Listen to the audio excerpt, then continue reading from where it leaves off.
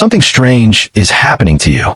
Not your job, not your relationships, not your bank account. You. Because one day, usually when you're not expecting it, a thought appears out of nowhere. I don't feel like myself anymore. And the unsettling part? You can't explain why. Your life might look fine from the outside. You still wake up every morning. You answer messages. You go to work. You make plans. You laugh at the right moments. Nothing seems obviously wrong. Yet somehow, it feels like you're watching your life instead of living it.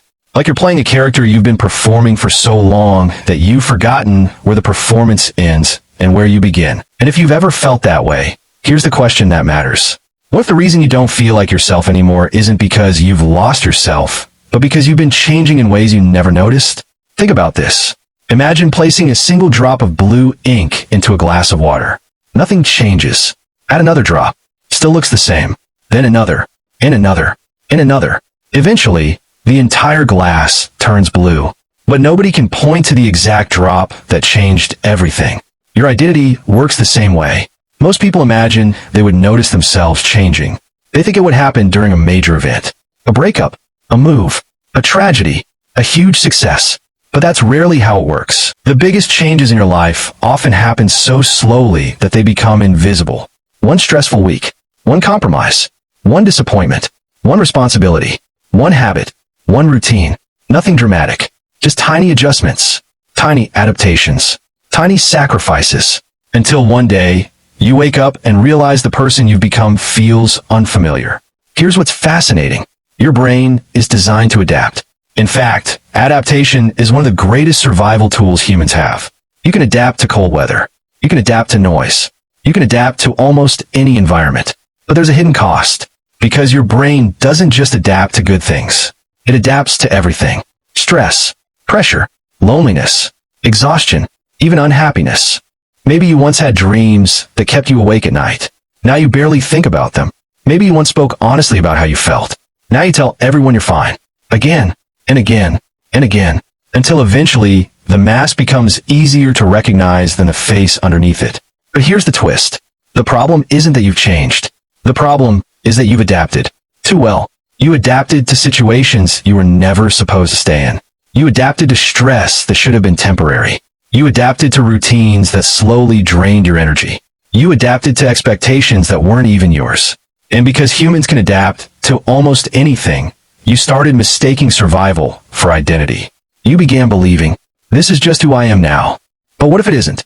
Think about someone who moves next to a train track. The first night, every passing train is impossible to ignore. The noise is overwhelming. Weeks later, they barely hear it. The trains haven't disappeared. Their brain simply stopped paying attention. The same thing happens with your life. You stop noticing the things that are making you unhappy. Not because they stopped affecting you, because you got used to them. And what people call losing themselves is often just this. They become too familiar with a life that no longer fits them. That's why success doesn't always solve the problem. Many people believe they'll feel like themselves again after reaching the next goal. The promotion, the relationship, the bigger house, the higher income. But then they get it, and the feeling remains. Because you can't solve an identity problem with an achievement. You can't reconnect with yourself by collecting more things. You reconnect with yourself by paying attention. Paying attention to what energizes you, what drains you, what excites you, what feels meaningful, what feels empty. And that sounds simple, but it's harder than ever, because modern life is filled with distractions. Every spare moment gets filled. A notification, a video, a podcast, a scroll, another scroll, and another. Silence has become so rare that many people spend years without hearing their own thoughts, which creates a strange situation. You know more about what's happening in the lives of strangers online than what's happening inside your own mind. And that's a problem, because the version of you you're searching for isn't hiding somewhere in the future. It's hiding beneath the noise, beneath the routines, beneath the expectations, beneath all the distractions competing for your attention. The truth is, the person you used to be isn't gone. They're just buried under years of adaptation. Years of survival. Years of becoming what was necessary instead of what was authentic.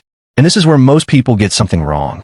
They think finding themselves requires a complete life transformation. Quit the job, move to another city, start over, become a different person. But often, finding yourself has nothing to do with becoming someone new. It's about remembering who you were before the world convinced you to forget, before every decision became practical, before every dream needed justification, before every choice was filtered through fear. The goal isn't to create a new identity. The goal is to remove what's hiding the one that already exists. Because beneath all the stress, all the expectations, all the adaptation, there's still a part of you that knows exactly what feels real. You hear it in certain moments. A song that brings back a forgotten memory. A conversation that makes you feel alive. An activity that makes you lose track of time. A place that feels strangely familiar. Those moments matter. They're clues.